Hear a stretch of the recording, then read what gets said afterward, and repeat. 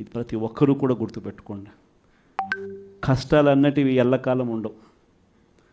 ఎవరికి ఏ కష్టం వచ్చినా కూడా నా కథ గుర్తు తెచ్చుకోండి. 16 నెలలు నన్ను జైల్లో పెట్టినారు. నా మీద కేసులు వేసింది కూడా మళ్ళీ ఎవరో కాదు, అటు కాంగ్రెస్ ఇటు తెలుగుదేశమే. నా పిటిషన్లో ఎవరు పిటిషనర్స్ అంటే అటు కాంగ్రెస్ ఎమ్మెల్యేలు ఇటు తెలుగుదేశం పార్టీకి సంబంధించిన నాయకులు.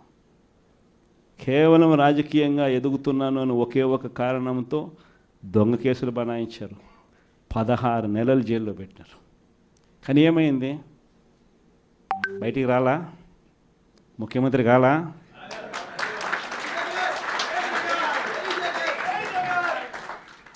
ప్రతి ఒక్కరు ఇది గుర్తుపెట్టుకోండి. ఎవరికైనా ఇంతే. మహా చేస్తే వీళ్ళు ఏం చేయగలుగుతారు? దొంగ కేసులు పెడతారు, కాదండంలా బెదిరిస్తారు, కాదండంలా మహా అయితే 3 నెలలు లోపల వేస్తారు, అది కాదండంలా. కానీ ఏం చేస్తారు? 3 నెలల తర్వాత మళ్ళా వస్తాం, రెట్టించిన ఉత్సాహంతో మళ్ళా పనిచేస్తాం.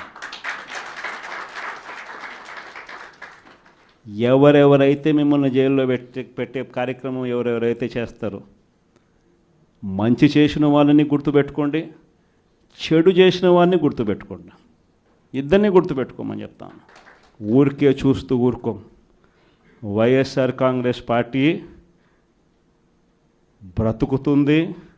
వైఎస్ఆర్ కాంగ్రెస్ పార్టీ ఈ రాష్ట్రాన్ని ఏలుతుంది అని కూడా సందర్భంగా చెప్తాను. మరో 30 సంవత్సరాలు ఏళ్తామని కూడా ఈ సందర్భంగా కూడా మరి గట్టిగా కూడా చెప్తాను.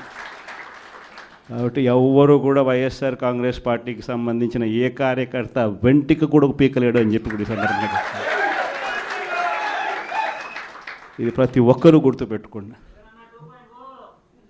ఒక్కటే గుర్తుపెట్టుకోండి, ఈసారి జగనన్న 2.0 కొంచెం వేరుగా కూడా ఉంటుంది. ఈసారి జగనన్న 2.0 కార్యకర్త కోసం ఎలా పనిచేస్తుందో కూడా చూపిస్తుంది. ఇది మాత్రం నేను ఖచ్చితంగా చెప్తా ఉన్నా.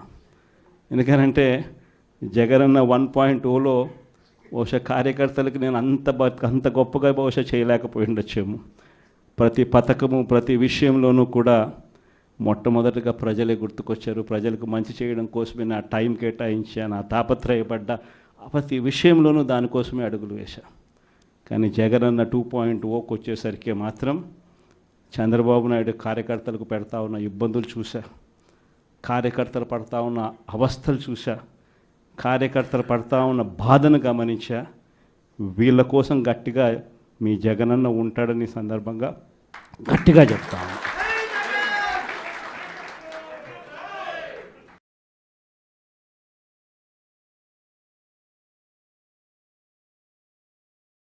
విజయవాడ లాంటి కార్పొరేషన్లో కూడా 49 స్థానాలు మనం అప్పట్లో గెలిస్తే తెలుగుదేశం పార్టీ కూటమి వీళ్ళకు వచ్చిన స్థానాలు 14,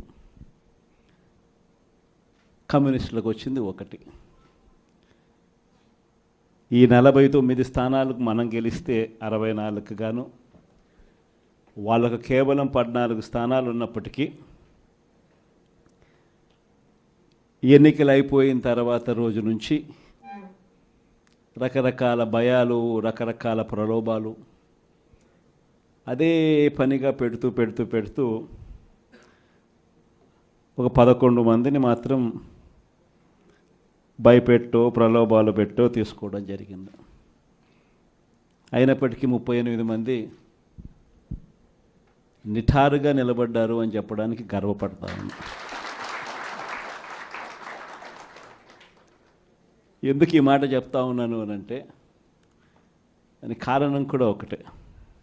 ఇన్ఫ్యాక్ట్ ఏ కార్పొరేషన్ చూసుకున్నా, ఏ మున్సిపాలిటీ చూసుకున్నా, రాష్ట్రంలో ఉన్న ఏ జెడ్పీటీసీ పరిధిలో ఉన్న ఏ మండలం తీసుకున్నా, అటు ఎంపీపీలైనా కానీ అటు జెడ్పీటీసీలైనా కానీ సర్పంచ్లైనా కూడా ఏది తీసుకున్నా కూడా ఎన్నికలు అయిపోయిన తర్వాత 3 సంవత్సరాల తర్వాత లోకల్ బాడీ ఎన్నికలు జరిగితే అటువంటి ఎన్నికల్లో ఈ రకమైన రిజల్ట్స్తో రాష్ట్రమంతా క్లీన్ స్వీప్ చేసిన పరిస్థితి వైఎస్ఆర్సీపీ ప్రభుత్వం, మన ప్రభుత్వం. అంటే ప్రజల్లో ఏ రోజైనా కూడా తలెత్తుకొని పోగలిగాం.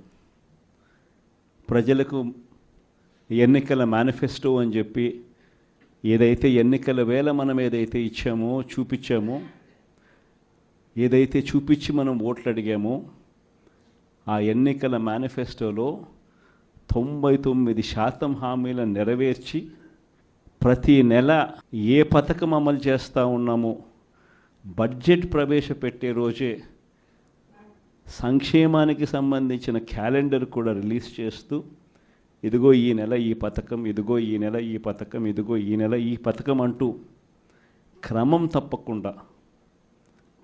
తప్పకుండా ప్రతి సంవత్సరం ఎక్కడా కూడా ప్రజలకు నష్టం జరగకుండా, ఇబ్బందులు పడకుండా క్రమం తప్పకుండా ఇచ్చిన ప్రభుత్వం ఏదైనా ఉంది అని అంటే అది దేశ చరిత్రలో ఒక వైఎస్ఆర్సీపీ ప్రభుత్వం మాత్రమే అని చెప్తాను. వైఎస్ఆర్సీపీ అన్న పార్టీ నిజంగా ఒక విలువల కోసం నిలబడిన పార్టీ. నా దగ్గర నుంచి మొదలెడితే ప్రతి కార్యకర్త కూడా, ప్రతి గ్రామ స్థాయిలో ఉన్న కార్యకర్త కూడా కాలర్ ఎగిరేసుకొని ఇది నా పార్టీ అని చెప్పి గర్వంగా చెప్పుకునే, వాళ్ళకి ఏదైతే మనం చెప్పామో అది చేసి చూపించిన తర్వాతనే మనం ఓట్లు అడిగి గెలిచాము. కాబట్టి ప్రజల దగ్గర ఏ రోజు మన విలువ తగ్గల. కానీ ఎన్నికలైన 9 నెలలు కూడా తిరక్క మునిపే ఈరోజు ఏ తెలుగుదేశం పార్టీ కార్యకర్త కూడా గడప గడప అంటూ ప్రజల ఇళ్లకు వెళ్ళే పరిస్థితి ఏ ఒక్కరికి కూడా లేదు, ఎమ్మెల్యే దగ్గర నుంచి కార్యకర్త దాకా. కారణం, ఏ గడపకు వెళ్ళినా కూడా వీళ్ళు ఎన్నికలకు ముందు ఇచ్చిన వీళ్ళ మేనిఫెస్టో సూపర్ 6లు, సూపర్ 7లు ప్రజలు వీళ్ళకి ఇలా చూపించి ఆ ఇంట్లో నుంచి ఒక చిన్న పిల్లాడు బయటకు వస్తాడు, నా 15,000 ఏమైంది అని అడుగుతాడు.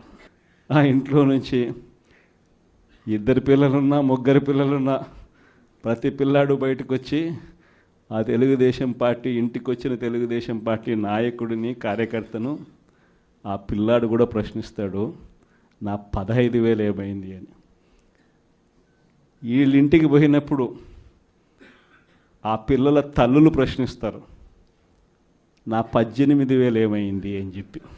50 ఏళ్ళు నిండిన వాళ్ళు వచ్చి ప్రశ్నిస్తారు, నాకు 50 ఏళ్ళకే పెన్షన్ ఇస్తానన్నా, నా 48,000 ఏమైంది అని చెప్పి. అదే ఇంట్లో 20 ఏళ్ళ పిల్లోడు, ఆ పిల్లాడు వచ్చి ప్రశ్నిస్తాడు, నాకు నెలలైనా 3,000 ఇస్తానన్నా, 36,000 ఏమైంది, నా 36,000 ఏమైంది అని. అదే ఇంట్లో బహుశా విజయవాడలో కొంచెం రైతులు తక్కువేమో కానీ కొంచెం గ్రామీణ ప్రాంతాలకు పోతే రైతులు కూడా, కండువా వేసుకొని వచ్చే ప్రతి రైతు కూడా నా 20,000 సంగతి ఏమైంది అని అడుగుతాడు.